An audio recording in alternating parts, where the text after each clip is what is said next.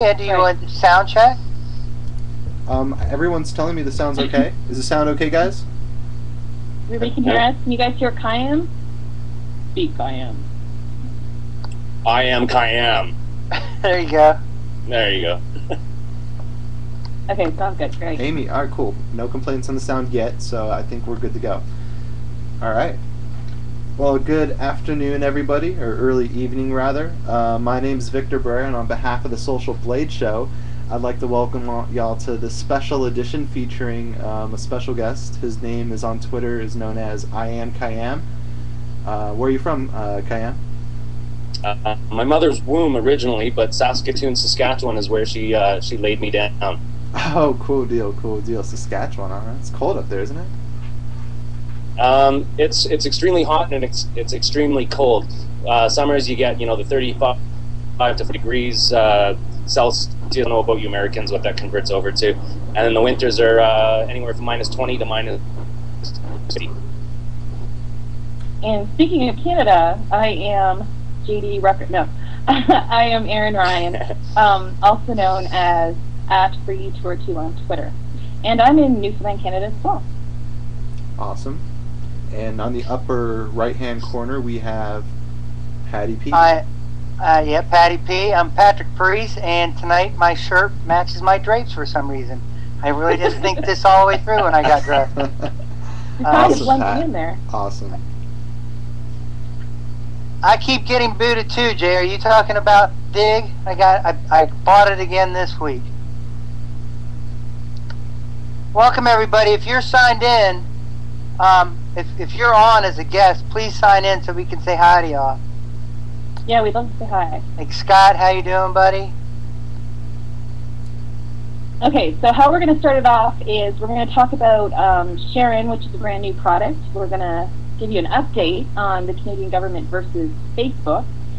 We're going to talk about YouTube and MySpace. And feel free to chime in, Khayyam. We know you have a lot to say on our social media network. So let's get started on... You know you do. Let's get started on Sharon. This product lets users share content on various social networking sites. As it sounds like many other products, there is a twist. Sharon stands out like no other, and it has to do with our friend Facebook. When you share content on Facebook via the bookmarklet, it will show metadata that could help your friends decide if they want to click on it, if it's worth clicking on, such as your number of digs, tweets, YouTube videos, ratings, and its views. Sharon also tracks your stats on what you share. This will also be shown now that Facebook has been added. So you'll see if people like it on Facebook, their comments, clicks, and reshares.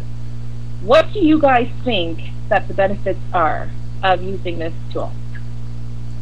You know, it sounds pretty interesting. I mean, the truth is, sharing tools to share information, share websites, frankly, they're a dime a dozen.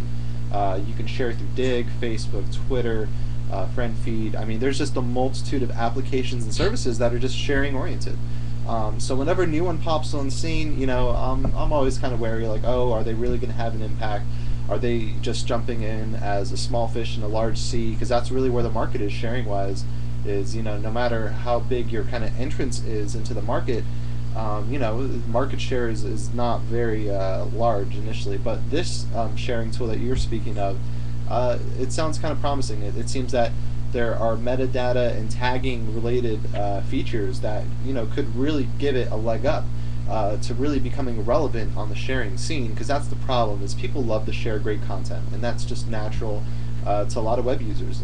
Khayyam, for instance, I follow him on Twitter. He shares awesome content, but the way in which people do it, people can be very kind of finicky and very kind of they test the products out, they test these apps out, but the ones that really stick, the ones that people use every day, are few and far between. But actually looks pretty cool, so I'm looking forward to checking it out. Well, especially as a Facebook user myself and using the different social networking sites, that's awesome. Like, a lot of people will post stuff from Dig or other sites, and you don't know if they're great or if it's worthy to be clicked on or become mutual friends with or just a fan. And it's kind of interesting to be able to see, like you'll be able to view through Facebook how many digs a person got on Dig, how many followers they have on Twitter, or views on YouTube. And I think that's just keeping the social media and bringing it closer and closer and mushing it more and more together. And it'll be interesting to see how that works out. I know, as you guys are big Dig users, what do you think? Like, you think it'll help you, or some of you were past tense? Sorry. I look at it as a way to rub it in on me. Do you think that'll help you? Like, would it be a helpful tool to use as a digger, or? You know, with Dig, it's kind of funny, because when Dig first integrated Facebook Connect to be able to link our submissions and our digs to the Facebook service to share them with our Facebook friends, it didn't seem all that exciting. Like, I felt that my Facebook friends really weren't all that interested in my digging activity, because for the most part my Facebook buddies are, you know, people I went to school with, you know, people I kind of know in real life that, you know, aren't really so much into social media specifically. So I was reluctant, but now that I've kind of actually used the tool and noticed that there's actually some promising reasons to use Facebook Connect and Dig, and one is that, you know, if you get anybody from your Facebook to dig your stuff, for some reason those digs are just more valuable than the digs you get from your buddies who've dug your past 100 articles. So in that sense, in terms of sharing your information, sharing your content to people who normally aren't linked to your dig activity, aren't linked to your Facebook activity, I mean, that's a promising feature of iLike, is that it kind of conglomerates a lot of the sharing services and kind of gives us a level playing field to exchange information and content. Definitely. Yeah, and like, and what I see it as doing is, I mean, I'm kind of against any kind of bars on top of any kind of window to explain where it's coming from, or who gave it to you, or how many, you know, points, or whatever you have. But the thing is, it does lend to the content and the I'll borrow a phrase from Chris Brogan, a trust agent. Do you trust this person's content? I've managed to spit out so much spam links that it's not even funny. And I joke about being spam, but it's not. It's great content, and I'm known for that. So I will get people, if I tweet something, they won't even bother to look at the link because they know and trust the content that I'm providing. So to have those statistics to back up your like content is king kind of saying, it's not a bad thing. I can't see it being a bad thing. No, you bring up a good point with the safety issue. I know that there's certain people on Twitter. Yeah, I don't trust the links because I don't know, and I've heard so many things about, you know, this link caused this person to get hacked into, and so, you know, that brings up a really good point, Khayyam, that basically, you know, it can help you with sorting out your bads and your goods. What do you think, Pat? Well, I mean, honestly, and it's no secret that, you know, even though they banned me, Dig is my favorite social media outlet, resource, whatever you want to say, and I enjoy using it. And although I've been on Twitter for only 4 months and Facebook now for 4 days, I kind of look at Dig. I kind of look at hello. I kind of look at Dig as being spam. For the people that aren't interested in Dig, I think it's shown as spam. I think it's there's no other way to look at it. I mean, if you're into Dig and you like it, great. You're getting these links and you want to check them out and you find them and you like it. Khayyam, are you on Dig? I sure am. Okay. I'm just curious, as you're more into Twitter though, correct? I'm not a hardcore digger. I'll dig a few here and there. I've got all my, anything I dig gets thrown through Twigit and goes right into my stream. So, I mean, not a hardcore user, but a user enough. All right, well then, remind me to get your username for when I come back sometime soon. But anyway, no, what I was getting at is if I'm not really into finding out how to make money on Twitter, so all those resources and tweets that I get telling me how to do so just represents another piece of spam. Now, why don't I get rid of them? Because I like the numbers. You know, getting Ooh, wait a second. Whoa. Rewind. You like what numbers? the followers. Really? I got straight beef with followers. So I'm curious as to the reasoning why someone would want to procure so many followers that are just useless. Probably accounts that some internet marketer is like, okay, yeah, let me make $4,000 off this tweet. So I'll have 152 accounts that I'll work with Hootsuite, and I'll spam the shit out of it. Sorry, I swore. I'll spam the whatever out of everybody. They're not. They don't exist. They don't have any relevancy. They're just a number. They're a statistic. So now I'm looking at it, going, well, why are you padding that number? What reason do you have to pad it if you're useless? It's like, you know, having 16. No, I didn't say they were useless. I don't think I ever said it was useless. It never called it useless. I call them useless because they are. Okay. What benefit do they have to me? Like if they're following me, and they're a spammer, like I keep on getting that, hey, I recommend blah blah blah. Well, it's not for me, so I block them and report them as spam. It's yeah, sure, it's a follower account, but why would I want that follower counting on me? All right. Which we will touch more on later when we get more involved with Khayyam, for sure. Okay. Okay, yeah. Sorry, Matt. Go ahead. No. And before I end up, you know, I mean, I can see what you're saying. I totally agree, and I don't want to get too much more into that. But I mean, again, I am new at this as far as Twitter goes, and you know, to me, outside looking in. Let me see. Try that again. Try again.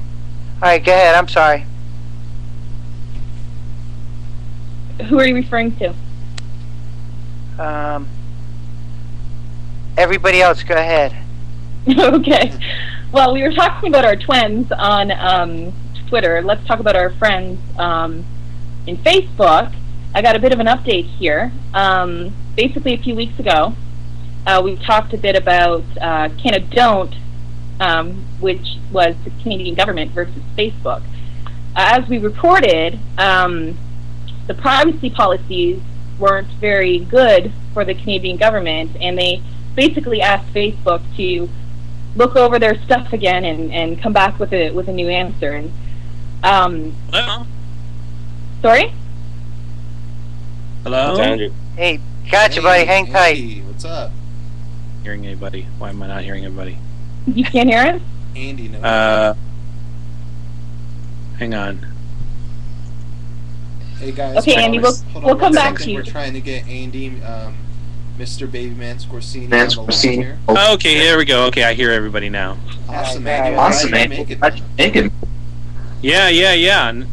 It's crazy like that. Cool. Okay, so let's see here. I'm logging on to Ustream. I mean, I'm gonna be running the Ustream, or somebody else running the Ustream. We're live right now. Oh, you're live right now? Yeah. Oh, hell, let me log in on my own on. Drop the link for the Ustream in the And one of your Windows. New Ustream. Can somebody Okay. tell the Luger speech? Okay, I see 4 windows there. We'll get you and center. I recognize Victor. I recognize Patty.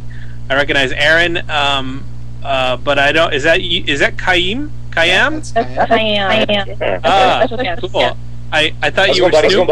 I thought you were Snoop Dogg for a second. Hey, Andy. Yeah. Can you mute everything except for Skype? Mute everything except. But Skype. Oh, I see what you're saying, because the mixer is coming through, right? Yeah. We're broadcasting the Skype, not through Social Blade or YouTube. Hello. Hang on. This is awesome.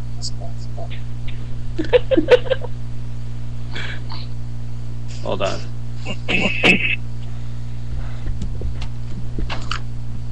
Okay, everything needs to be muted. Hang on. Was he at?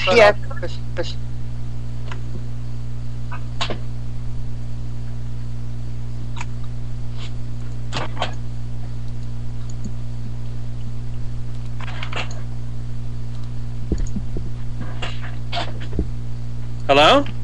Hi. What's up, Andy? Oh, shoot. Okay. Anymore. And we're still actually. We're gonna call you back. Testing. Hang up. Go on. Rank caller.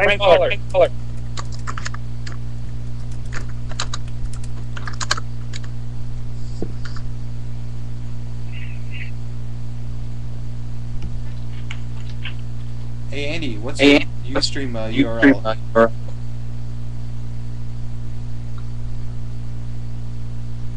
Andy still there? Andy still.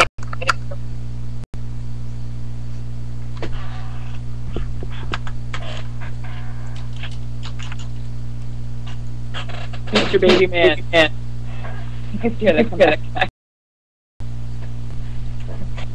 Sorry guys, had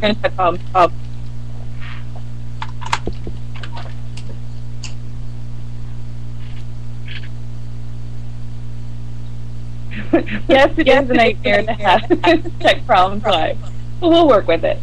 Aaron, try it now. Is that better? I think Yay! so. No feedback. Yay. Okay, so when Andy came in, we were talking about Facebook, and we welcome Andy. Thank you so much for coming on this show. I know you had to run home. Can he hear us okay? I don't know if he's online. Is he on Skype still? No, he's not on Skype. I cut him off. I'm Okay. trying to get him situated and get him back. Okay. Okay. But go ahead. Continue. Okay, we'll just continue on. Thanks, guys, for watching. With your patience, we appreciate that so much. But as I reported a few weeks ago about the Canadian government versus Facebook, the Facebook's privacy policies asked for Facebook to make some changes for users to be aware that their information was being shared with developers, as well as to stop the usage of SB Friends info given to developers for games, even if they're not playing them.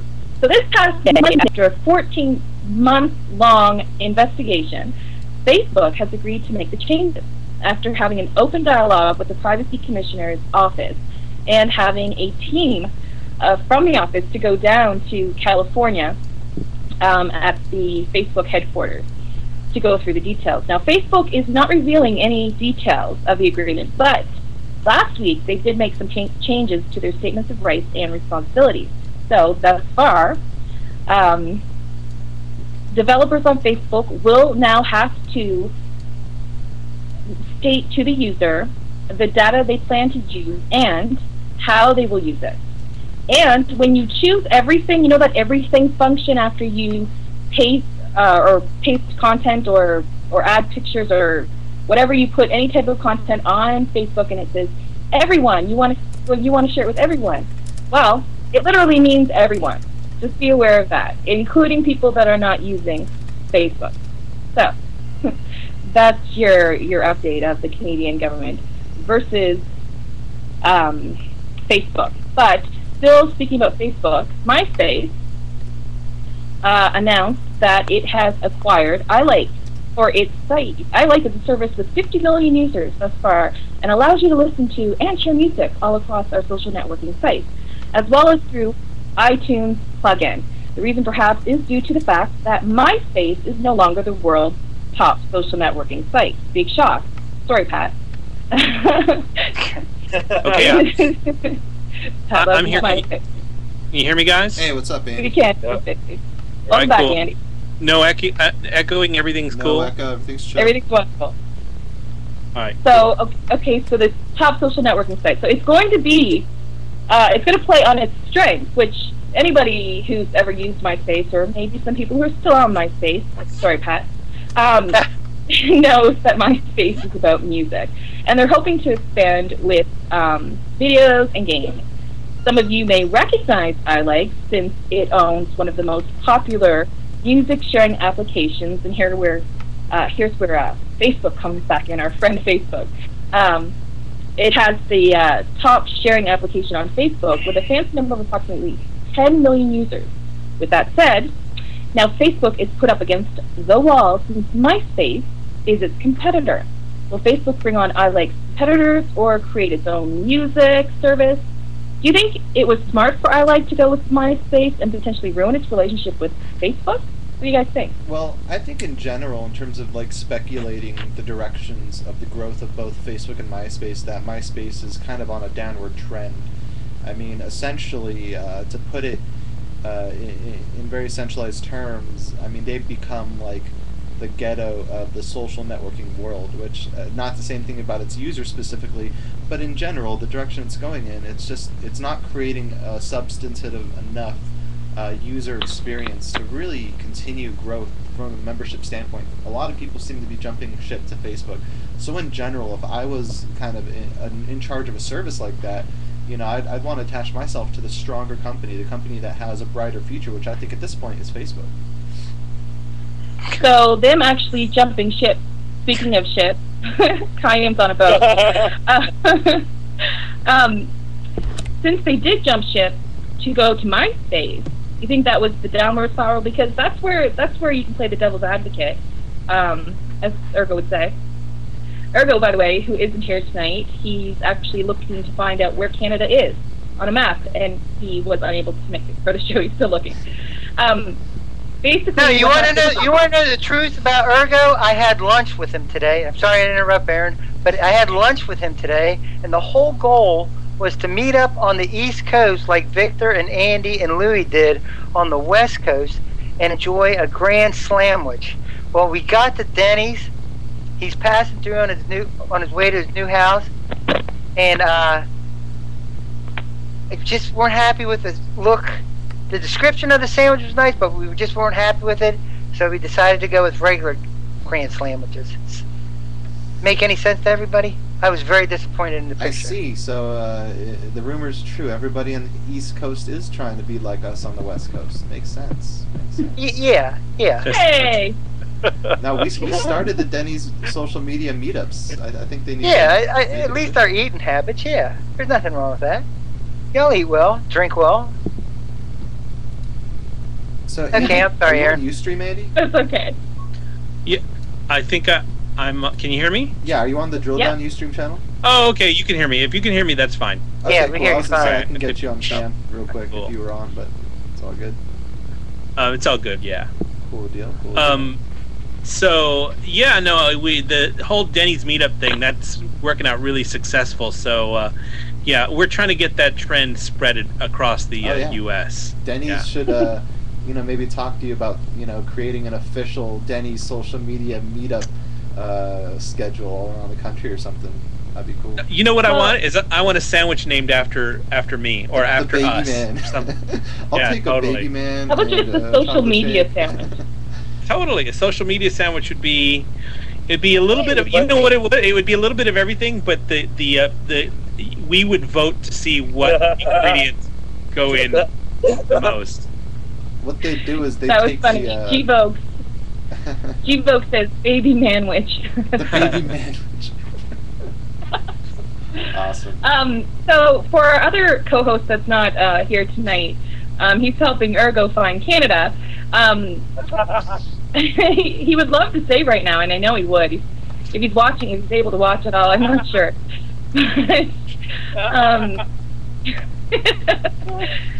He would actually say right now, we are currently being sponsored by Denny.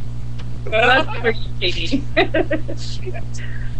Okay, so I want to know what you guys think of, we got Victor's views, but Andy and Khayyam and Pat, what do you guys think about iLike jumping ship from Facebook to MySpace? You want me to start? Sure. I've been on MySpace for probably 3 years. I haven't been on MySpace in probably a year and a half. I got on Facebook. I joined Facebook Sunday night. I found my wall Wednesday morning. I have no clue what I'm doing in either site. I'm trying to figure out how things go. There's apparently some poke thing you can do. I have no idea how to poke. I'm pretty much lost other than outside of Dig.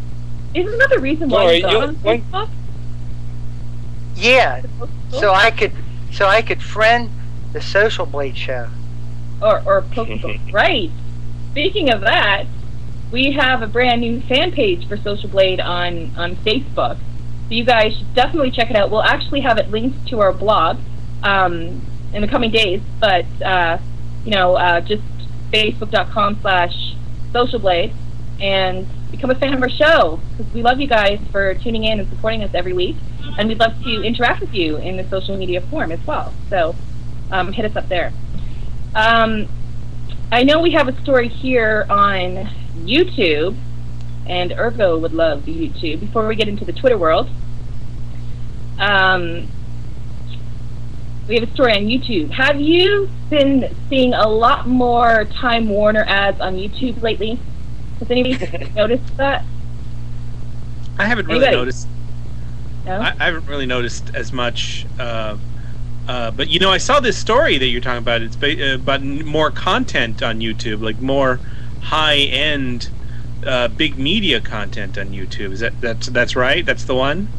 Yeah, YouTube is actually going to start looking a lot more like Hulu.com, which makes me cry a little inside, and I'm sure Khayyam's going to cry a little bit too, because we Canadians have no access to Hulu. Hey, speak for yourself. I've hacked around it, so. Oh wow, you want to say that live? Okay. He did everything legal. And basically, they're going to look like Hulu because they want to look more mainstream, using videos and adding videos to their site from TV and movies. That's Time Warner. For example, just last week they aired Ghostbusters in celebration for its film's 25th anniversary. Yesterday, YouTube decided to partner with Time Warner, which means that for those who live only in the U.S., I will repeat, only U.S., but if YouTube and Hulu is listening right now, by any chance, or if you're a friend of a friend of a friend, or a twin of a twin, hook us Canadians up, because, we're your hat. We're your friends. We're your tooth. You know what I'm saying? Okay.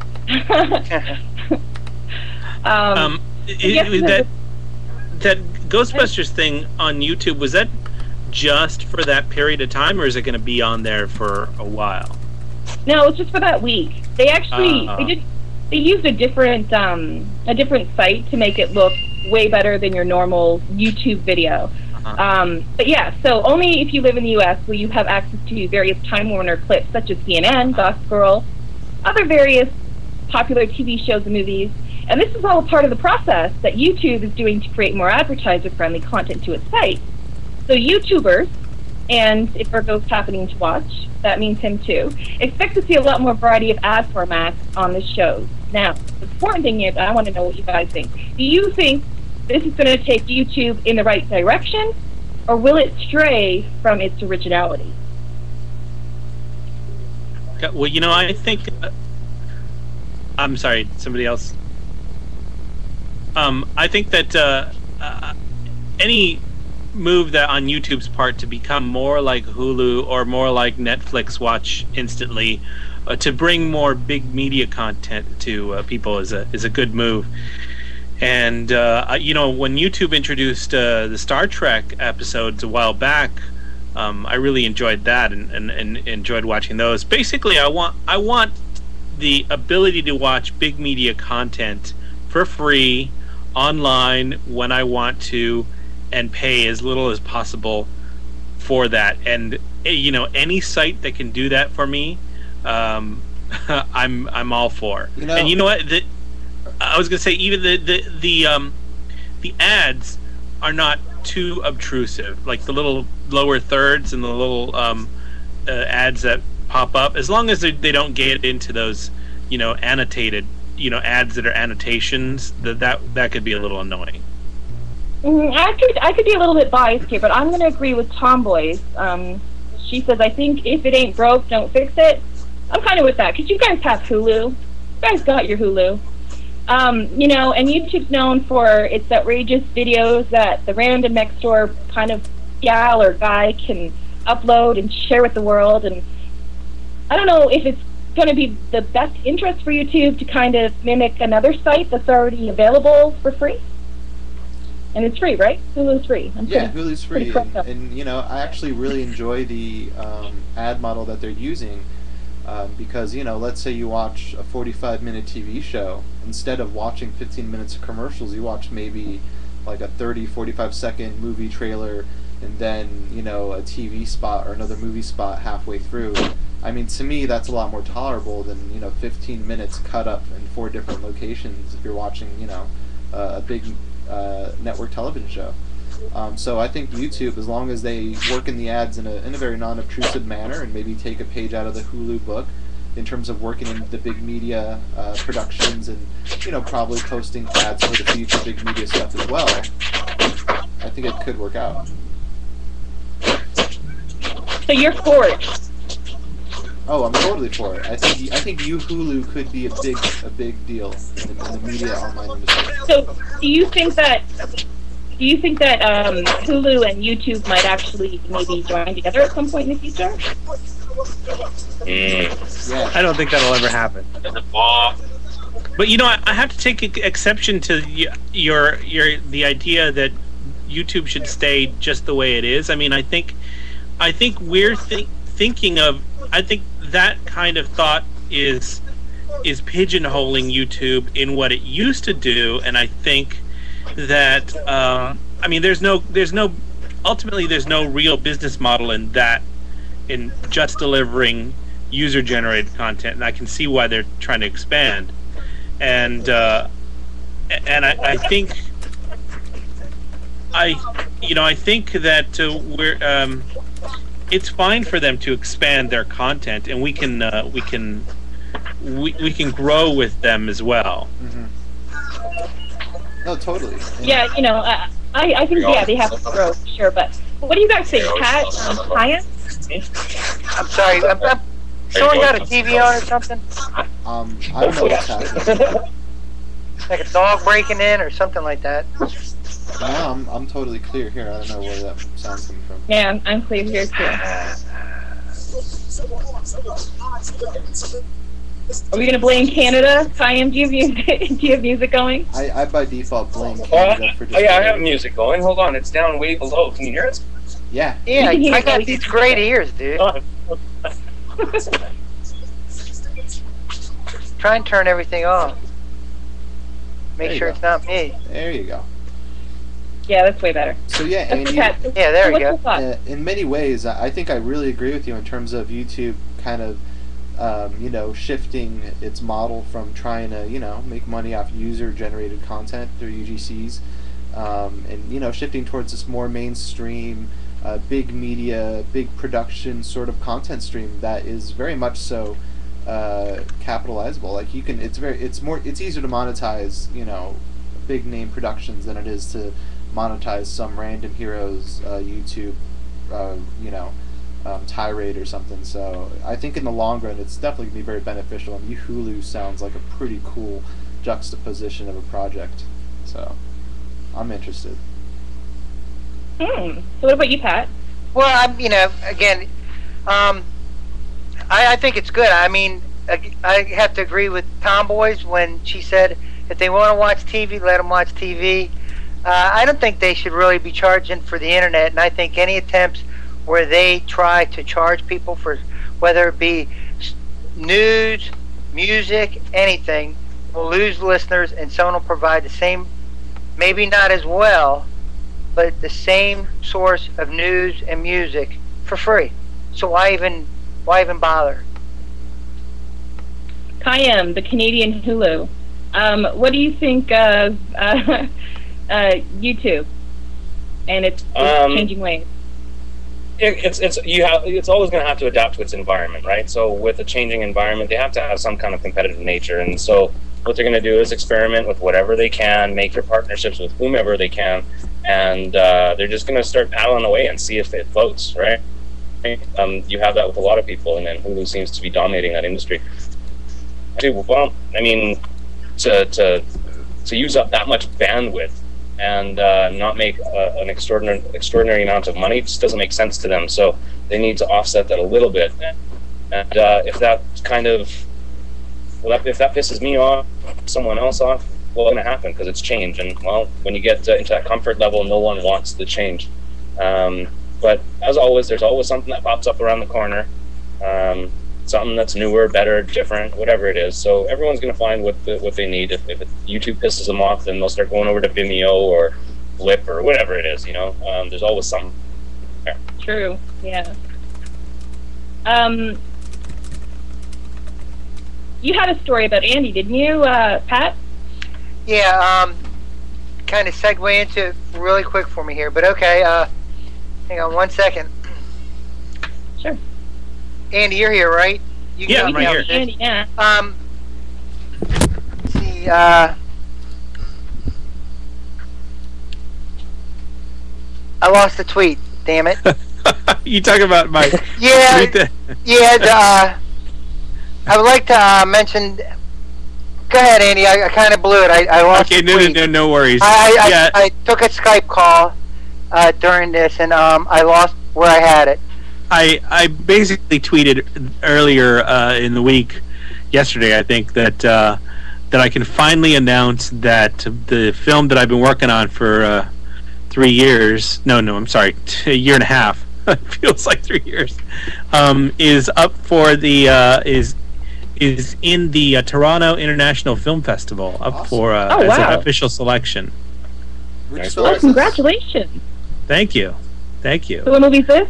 Yeah, which film? It's called Waking Sleeping Beauty, and it's directed by Don Hahn. And Don Hahn is was the producer at Walt Disney Feature Animation for such hits such as Beauty and the Beast, Aladdin, Lion King, Hunchback of Notre Dame. So he actually lived through this period of time, and the movie is about the inner machinations of the studio of the Walt Disney Feature Animation during that period of time, from just before The Little Mermaid through the end of The Lion King. Oh. So if anyone's interested, not necessarily in the making of those movies, but in what was going on in the back, behind the scenes, behind the curtain, behind the ears of the Disney studio during that period, it's really a fascinating tale of an almost Shakespearean tale of corporate backstabbing and underhandedness, and a lot of labor of love in between all of that. Kind of like social media. Kind of Sound like Twitter. Hey, Andy, is this the first project that you worked with these people before? Yes, this is. I came in specifically to work with Don Hahn on this project, and now the project's ending. We're wrapping it up soon, and I'll be leaving when that project is done. Any chance of you working together with any of these people again and doing either a project along the same lines or something in a different avenue? Maybe not so much a movie, maybe a TV show or something else? Well, they don't really have a project quite like this. Is a one-of-a-kind project. The project we just finished just before this project was Earth, which was basically a re-edit of the BBC miniseries Planet Earth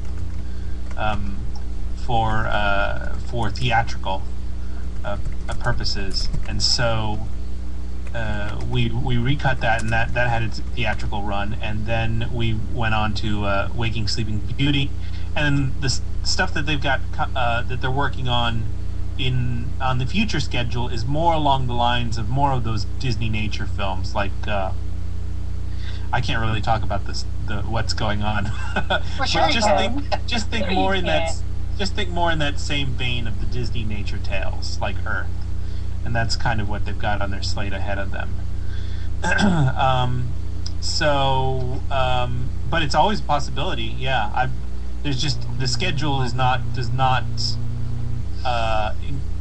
Basically, they're not working on anything in post during that period, so I'm off the schedule for that period. But they can always call me back if they want to. Right, that's true. I don't know. I mean, you did at one time work for Disney. Is that how you got the opportunity to put this on? Before I worked with this studio, which is Stone Circle Pictures, I worked for Disney for 15 years. So, and that is how I knew the people who had already worked with Don, and how I got that gig, basically. And I'm not going to Toronto for the film festival.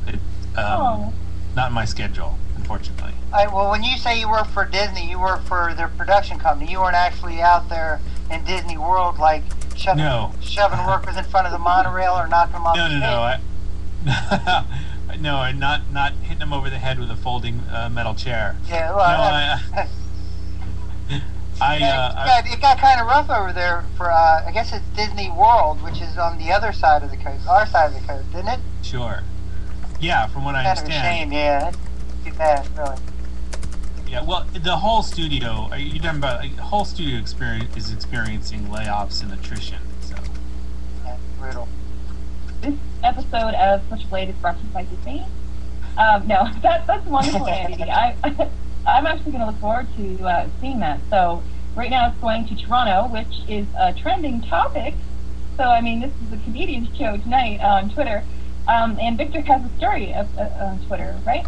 Yeah, so basically it's kind of been a story kind of moving around through multiple avenues over the past week, but there was a study that was conducted, and it basically stated 40% of all the tweets on Twitter are babble, fluff, noise. They're not substantive in the sense that they're offering any newsworthy information. They are tweets such as, taking a poop on the crapper, or at so-and-so's house eating lunch. So that's kind of what comprises 40% of all the tweets. And so for some, the reason why this story is important, I guess, is because there's a lot of Twitter users out there, a lot of really good people I know who are on Twitter that use it not just to share info, but to keep people updated on their status, when they're traveling, when they're working, when they're leaving their house to go grocery shopping. I don't know. People have created an infinitesimal amount of uses for the service. But my question is, to what extent does this study have an impact on the people who are trying to, monetize off social media, off of corporate Twitter accounts, off of business accounts? I mean, at what point does it cease being a social service and a tool for businesses to, capitalize on brand reputation and management? What does this say about the way that not just individuals tweet, but businesses tweet as well? Because they were taken into account too. So, Khayyam... and everybody... Sorry. No, I was to say, I know Khayyam's a big Twitter guy, and a few of us, a lot of people in the room are, that really enjoy using the service.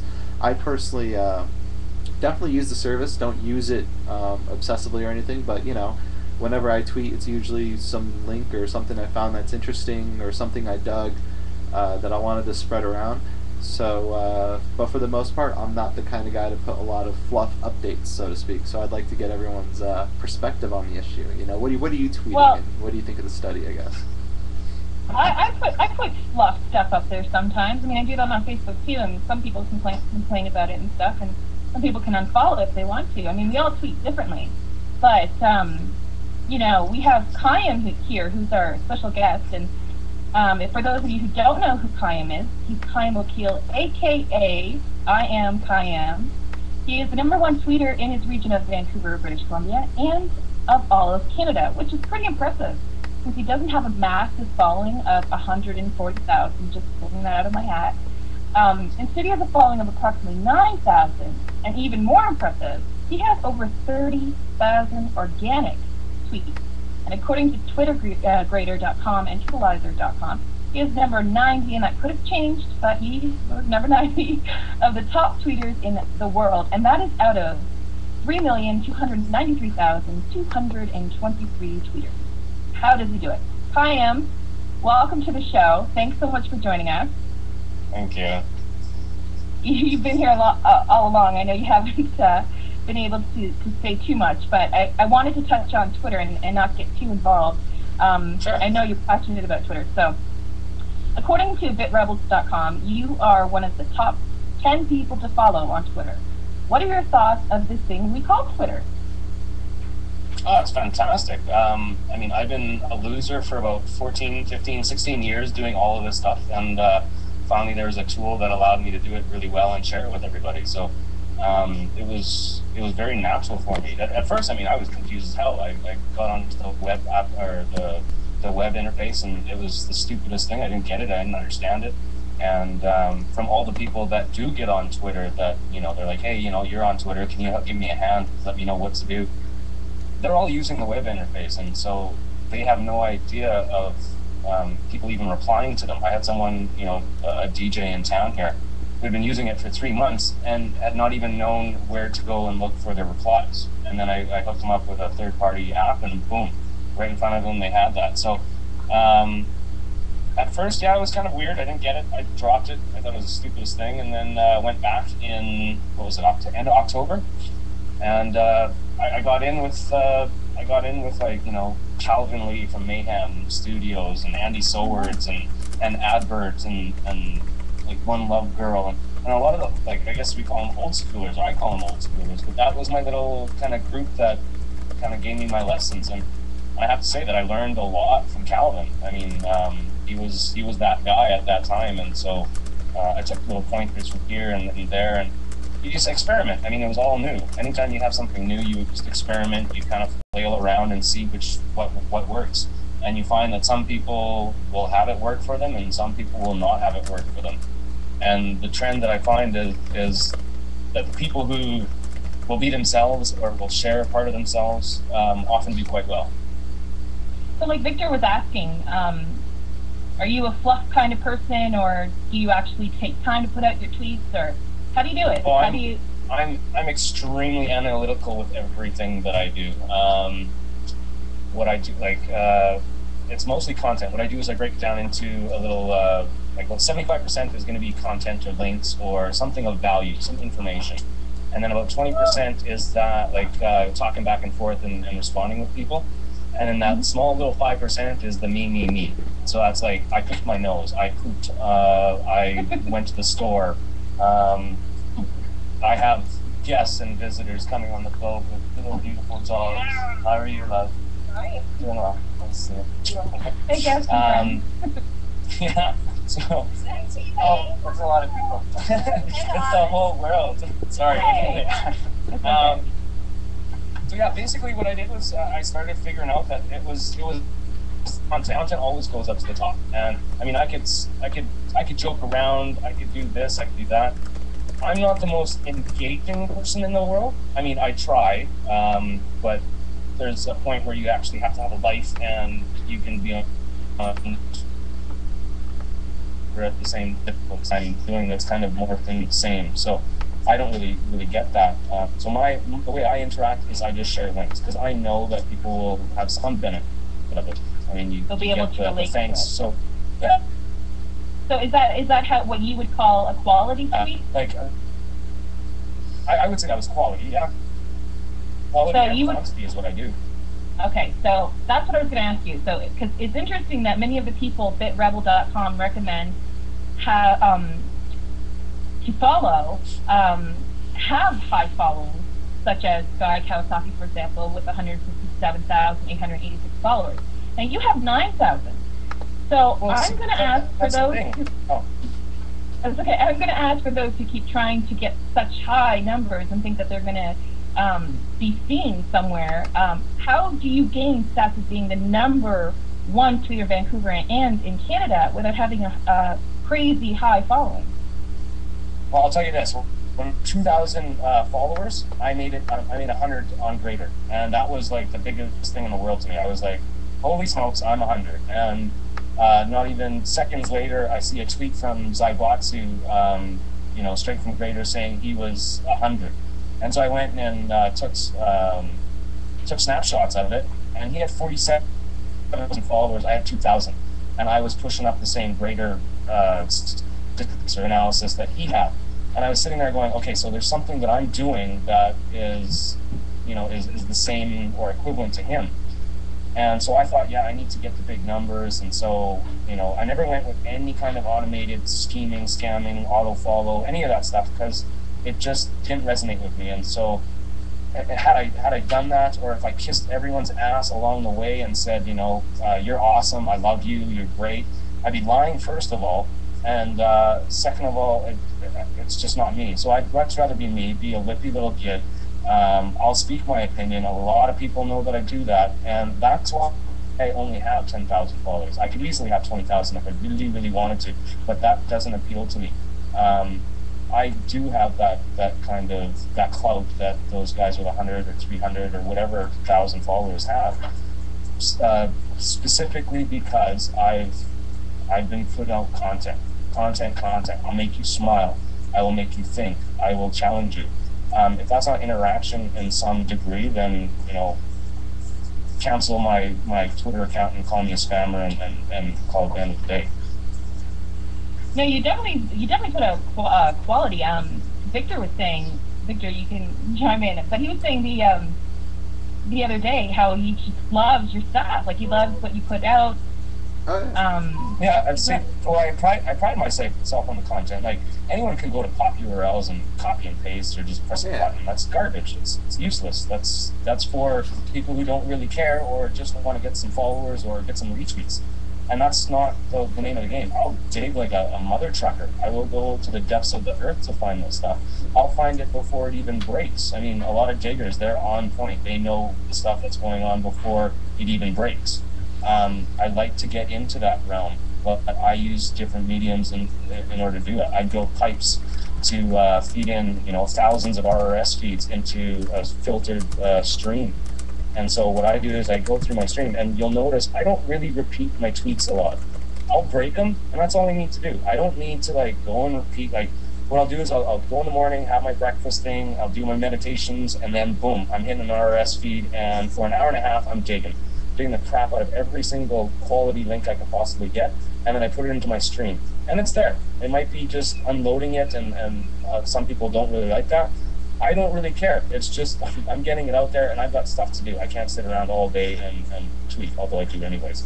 And sometimes, if I do have the time, I'll go back and I will schedule what I tweeted in the morning at a later time. So I'll hit up the Europeans. When I didn't sleep, I'd have it.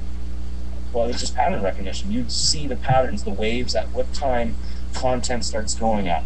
The UK was you wake up at 3 a.m. Boom, that's morning time. You're gonna hit the rush. 6 a.m. to 7 a.m. Not too shabby. 8 to 9 it kind of dies down, and all of a sudden it picks up again. Monday mornings, that's gold. It's gold time to share your content or get good content, because everyone and their dog is back to work or back to whatever after the weekend, and they resort back to Twitter. And so that's why on Mondays it's craziness. And so a long time ago, there's this thing called Follow Friday, and it was the most retarded thing I've ever seen in my entire life. Follow Friday is still around, if I'm not mistaken. Spam.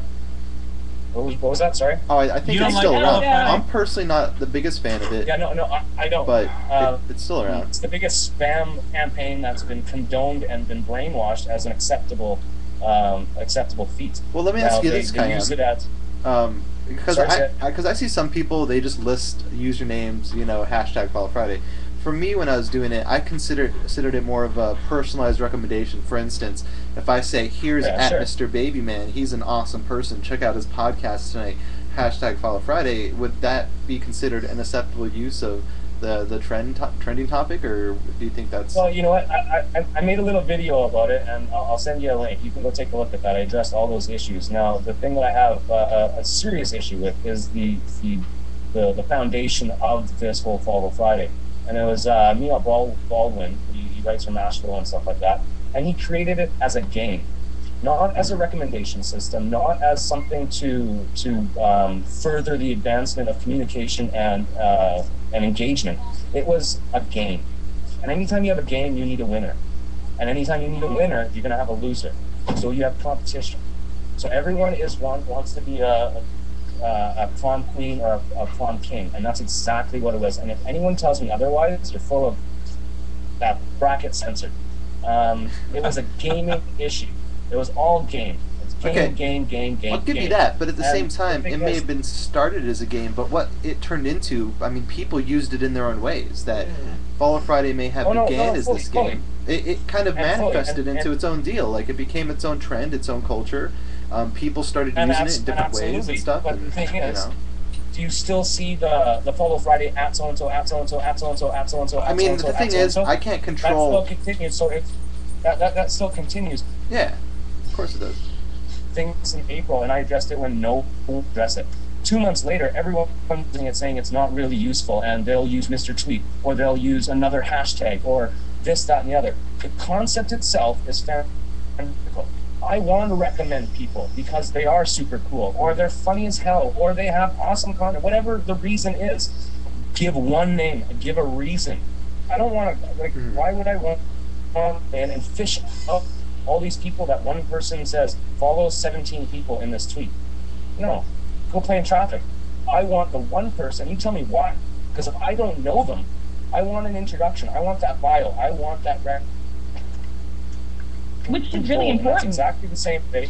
Yeah, that's exactly the same way why I would have Twitter followers or people valuing my stream, because I keep on pushing out the same content solidly, and it gets around, and people tweet me, and it's reciprocated. I will find good content that other. He's number one in Canada, so. Dude, that is what it's all about. Yeah, it's all about the content. I mean, I know Andy can relate. Good content. I know Andy can relate. He's someone who's been in the social media game for an immense amount of time, and the guy just day in, day out has quality content to share, and that's really what it's all about. I mean, I can personally appreciate someone who shares content, because my theory is it doesn't matter where it comes from. If it's quality, I want to view it, I want to engage with it, I want to share it, because that's really what the social web's kind of all about. It's going to float to the top. You're right, and it the does crap gets float to the down top. the toilet, everything else just sits there. You know? No, you're right, and I think some services do a better job of filtering it out than others. For instance, I mean, I love Twitter, don't get me wrong, and I have my group set up in my TweetDeck and my Seismic, but for some reason, if I really want to see a good content filter, dig.com in general for me has worked out pretty well. Twitter's awesome, but there's no way we can vote on tweets yet. I mean, we can favorite them. There's no front page for Twitter yet. If and when those do get implemented, maybe I'll focus a little more and use that as my main sharing service. But for now, dig.com just kind of seems to do it for me. Yeah, and see, like, that's the thing. Like, I wouldn't be anything without an RRS feed. And I keep on seeing these posts that, is Twitter killing RRS feeds? Are you retarded? Like, seriously, are you retarded? That's the only thing that keeps that floating. Well, let me tell you this, People blogging. Well, let me tell you this. All right, for instance, I don't need an RSS feed because I got you, right? Would you agree with that? Sure. Well, there you go. That's why I don't need an RSS feed. I have people like you and many others who are already reading the content, who are already filtering it out for me. So all I need to do is follow the right people, and I can do just as well as my own RSS feed without the hassle letting it update. And, stuff like that. It's an extension of aggregators like Boing Boing and Neatorama and other. These are already aggregators where people respect the content on those sites, or those sites are specifically they're specifically customized to certain topics or to certain a certain style. And then as an extension of that, as networking services like Facebook and Twitter were created, people themselves became human aggregators. Yeah. Yep. Totally. Khayyam, I have a question for you, buddy. Sure. Honestly, how many hours a day do you spend tweeting, using Twitter? I haven't shut off my TweetDeck in since October 22nd, 2008. Well, I'm not trying to pry, but I mean, like hours a day. Absolutely. It's always on. I mean, I run. You don't have scheduled time? No, I don't have scheduled time. I have morning time where I dig through my RRS and I feed through. But basically, I run my Destroy Twitter, TweetDeck, Streamy. I've got direct messages going to my phone. So no matter where I am or whatever I'm doing, it's linked in somehow and it's pulling in data so I can check it later on or immediately or whatever. If I have to work, I just minimize everything. I don't have any alerts, so I don't know what's going on unless I actually look. And willpower sometimes gets the best of you, and you just kind of, go on, wander off onto Twitter and start wasting some time. Yeah.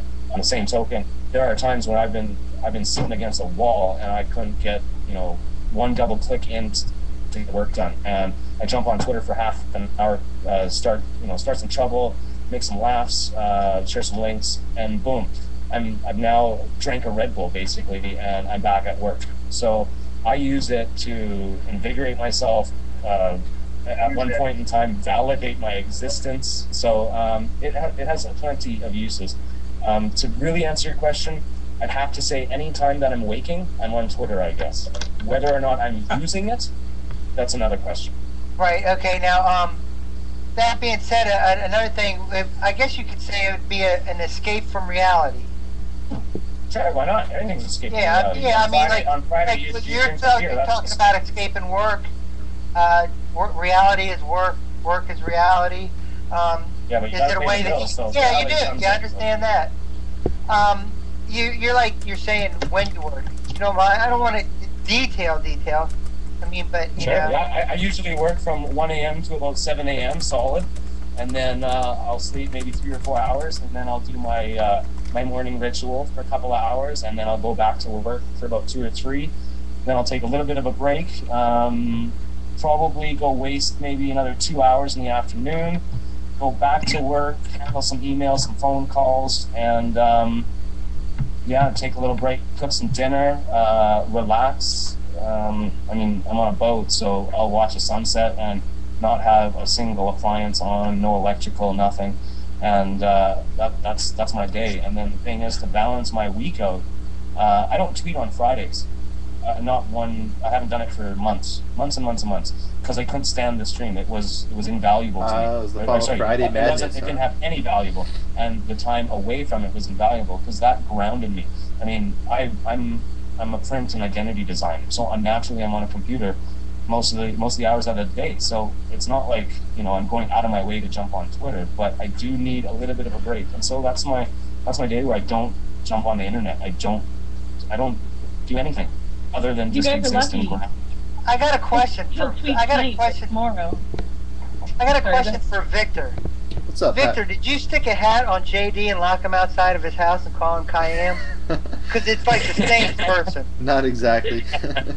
They are very similar, from the follow Friday all the way to almost like their work schedule to their habits.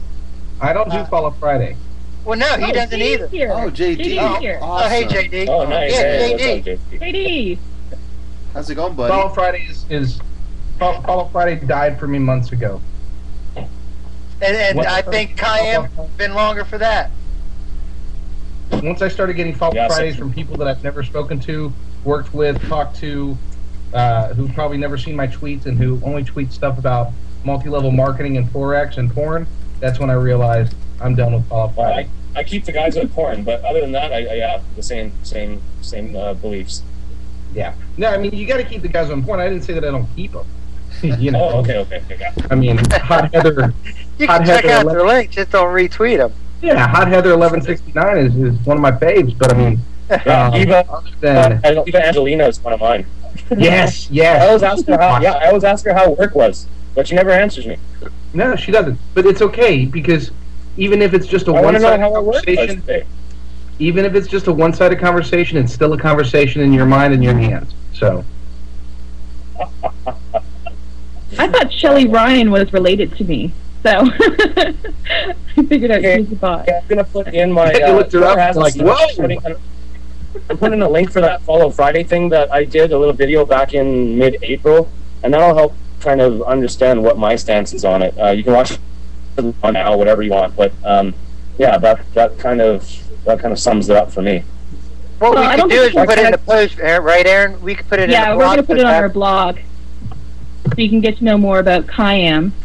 So, JD, did you find Canada on the map? No, yes, I'm kidding. I did. I actually visited Canada earlier today. Awesome. Really? Yes. What's Oh, it's the nice link that you stopped by.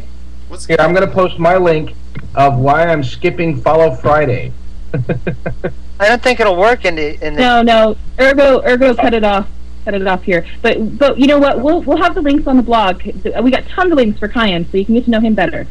We're running actually out of time. Anything more you guys want to add, or? I'm curious, JD, where are you calling from, man? How's it going, buddy? Hey, how you doing, Vic? Doing good. I am in lovely Philadelphia. I just got to see. It's the first time that I've ever been to an event where there was a rap group and a country singer, all celebrating together and singing songs. Wow. It was amazing. Interesting. Nice. And I got to take pictures with a supermodel. Oh, And nice. yes, it was very, very, very much fun. Now, what's the I word was on the gonna street leave. with the whole Mike Vick thing? How do people feel about that in Philly? You know, I asked a few people, and most of them are you know what? Let's give him a second chance. Cool. He deserves a second chance. Animals are non-sentient beings, and so we're going to forgive what he's done in the past. If he can get us to the Super Bowl, then so be it. We don't care if whatever he did with dogs. That's his business. He's paid his time, and that's pretty much the sentiment here. And I said, you realize that nobody else wanted him, and you already have a quarterback. And so what are you going to do in Philadelphia? And they're like, you know what? McNabb had his chance. He took us to the Super Bowl one time, and he failed.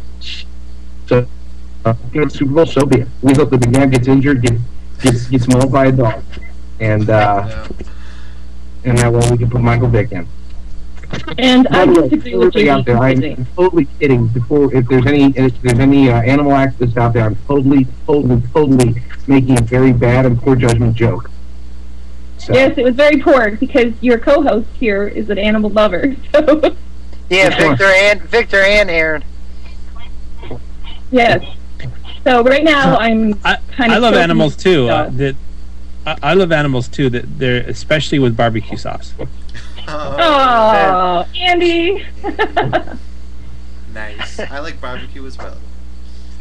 I had medium rare filet for my meal today, so. Nice. Love it. Okay, so before we go, we're gonna give Khayyam the mic. He's got time. Let's get it together. Is that us? And why you've got just these trust agents. I don't want to steal the term from Chris Brogan, but it's a great term. Trust agent. You trust people. You trust content. So with the new retweet function that they're posting, what's going to happen is you're going to be removing people's names from tweets, and it's just going to have a little tiny thing underneath, and it says or retweeted from so-and-so. I don't like that, and a lot of people will not like that. Right now, they're pretty apathetic towards it because it hasn't been implemented, and there hasn't been a lot of fuss around it. But when it gets implemented, what happens is no content. I like seeing who's retweeted that content because I have trust in a lot of people, and I will like their content. And so when I only see it from so-and-so, but it's been retweeted from 3 of my best buddies or my dig friends or whatever it is, I put so much value in that, and they're ripping that away just because they think that the model needs to be given so that everyone can see a retweet about Eb's wife giving birth. I think it's ridiculous, and maybe give some thought to it and do a little bit of research on it and let me know what your thoughts are on it, because it's going to be a big thing. When that 3% of high-impact Twitterers freaked out about the replies, they made such a big fuss. They were the small 3%, but they made such a stink. So I would like to see what that small percentage of people will do when they implement that feature, and how the third-party applications will deal with it. And if you got feedback for Khayyam, you can find him on Twitter at I am Khayyam. We'll have it posted on our blog this evening, so you can check it out and find out more about him and tweet with him. Just don't do follow Friday. What are you guys? What are you talking about? What am I talking about? Yeah, I've been away from Twitter. Oh, okay, yeah. Twitter, social media for Twitter 3 days. decided to Twitter decided to open up the API for like a retweet function, and so that will allow developers to utilize that. But the you won't be able to change them, so you won't be able to add comments like I hate Hitler, but follow me. Let's say I wanted to retweet Joshua Denny's comment there. I wouldn't be able to add my comment and go, I love me, so I love whatever, right? I love Twitter. I love blah blah blah. I can't change. I can't alter it. It will remain the same thing. So you lose a little bit of that. You lose a little bit of the humor, the commentary that goes on where you're passing on the information, your 2 cents that someone else can erase, but you're at least stating your 2 cents on it. Instead of leaving a blog comment, you add a little asterisk on your tweet and you put your 2 cents in there. So that will all be removed, and the people's names will be removed, and it'll be a short little like sublink underneath the tweet that says retweeted by and then the user. So a lot of the way in which retweet functioning was working, and in my opinion was working fantastically, and they've decided to do a little bit of alterations on it. You can find out more about that on blog.twitter.com. They have some information about the API and then information about the project itself. Khayyam, does Aaron have one of those links? That particular link as well? I'll definitely get it. Oh yeah, no, yeah. I'll toss it out. It's like their blog's going to be nothing but links about it. You got a lot of good stuff to say. Thank you. Definitely. Khayyam's awesome, and he's actually going to be leaving Canada very soon. He's going to be going to the U.S. Yeah. And social media has helped you out in certain ways too to get you where you're going. Much. Right? We're going from a starving artist to someone who's now being imported into the States with a visa to do some work. So I can start. Where at? I'm not at liberty to say right now, but I will be. I'll be letting you know. I'll be in New York, though. Most definitely in New York. Oh, well, if you get lost and pass Maryland on your way back up, meet me at Denny's. Maybe I'll try the Grand Sandwich then. Done deal. We'll do a Grand Slam now. That'll work. Yeah. Kind of regret it now. Well, Khayyam, it was really nice for you to join us. We appreciate it. It's an honor to have you here. Oh, it was an honor to be here. It was like, I mean, look at these fat cats I'm rolling with. I'm the one who's honored to be in your presence. So thank you very much. Thanks. So where else can we find you besides on Twitter? Where else on Twitter? Pretty much if you use the URL trim and you put I am and any of the services, you'll find me. So trim, I am YouTube, I am Flickr, I am Dig, I am Delicious, I am whatever you think that there's a service, I'm Vimeo. Whatever social media site there is, just put trim in there, I am, and whatever service it is, and you'll find me. Because he is Khayyam. I am Khayyam. Yes, I was waiting for that to come back. Pat, where can we find you? Well, now I'm on Facebook as of Sunday. High five to that. Yeah, thank you. And I'm liking it. I don't understand it. I'm madly in search for a poke button. I have no clue where that is. I'm sure I'll find it by I don't know, by the end of the weekend. Someone will help me out. I will, definitely. Thank you. I'm also Patrick_Paris on Twitter, and who knows what I'll be next week on Dig. Victor. Nice. You know, I'm kind of in a funny Facebook mood, so you can find me on facebook.com/VTBarrera. Oh, Victor's making a comeback on Facebook. Andy, where can we find you? Tomorrow night on the Drill Down. Yes, tomorrow night on Drill Down, which is here at www.ustream.tv/the oh, I forgot the last part. I think it's the space. Dash. I mean the drill down. Yes. But you know what? You can find all of those links on thedrilldown.com as usual. Just remember thedrilldown.com, and that's all you need to know. All of our links are there. We are live tomorrow night, 8:30 Pacific Standard Time. So I expect everybody here to be over there. Yeah. And congrats on your 100th show last week. And thank you very much. Yes, congrats to you. Awesome. That's Thanks. pretty I cool. thought you would have covered it a little bit more. I was really. I like what you did at the end there. Yeah, we had 2.5 hours, dude. Of like over 2.5 hours, like Oh, yeah, it was almost long. 3 hours. Well, lose something about up-to-date 8-tracks or something, and talk a little bit about yourselves or something. Not so When you much come to tech, your- have some fun there. When you come to your 200 episode, just have one balloon or something behind your head. Totally. JD, are you still there? I'm here. I'm totally playing you tonight. Where can we find you? I just want to make a note real quick. You realize we have more viewers than Leo Laporte's live show right now? Who's that? Who's Leo Laporte? Leo Laporte. Come Exactly. on. Totally. I Yeah. love Leo. Has he dug anything for me? Has he mixed anything for me? Has he reddited anything? Retweeted? That's the sad part. As soon as I said we have more viewers than Leo Laporte, 2 of them left to go visit Leo Laporte's show. Oh. There's Phil. Leo's on. Excellent. No, you can find me at the Waffle House or anywhere where they have 24-hour coffee and waffles. So And if he'll there's no serve Waffle you. House close by. Damn it, we just lost another viewer. I'm sorry, guys. Leo's Stop great. talking. Damn, they heard Leo was on and they're like, I gotta go. I guess Leo went live 15 minutes ago. So yeah, wafflehouse.com or you can see me at Still playspymaster.com. doing that. Nice. Master. Okay, and I am Erin Ryan, and you can find me at FreeTour2 and on Facebook. And remember to join our fan page on Facebook. We just opened it. We got some great fans out there, so join us, and we'll chat it up with you, and you can leave comments and suggestions for the show. And until then, thank you, Khayyam, and everyone for tuning in. We are Social Blade. Cheers. Cheers out. Mate. Victor, stop guys. recording, brother. Alright, let me get that. And that's a wrap.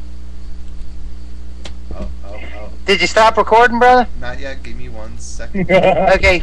I've lost. Don't get Urgo yelling. You can't smoke until you stop recording. Yes.